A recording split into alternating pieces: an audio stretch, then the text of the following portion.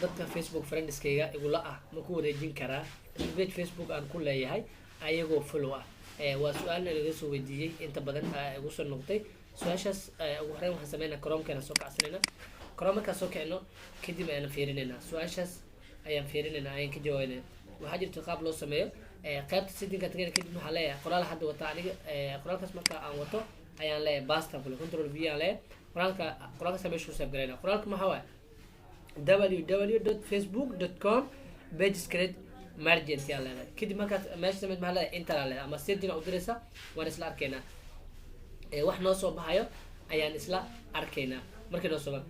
san halka u jeedid barnaamijkan available maaha markii hore uu shaqeyn jiray laakiin hadda ma shaqeeyo sa halkan uu jeedin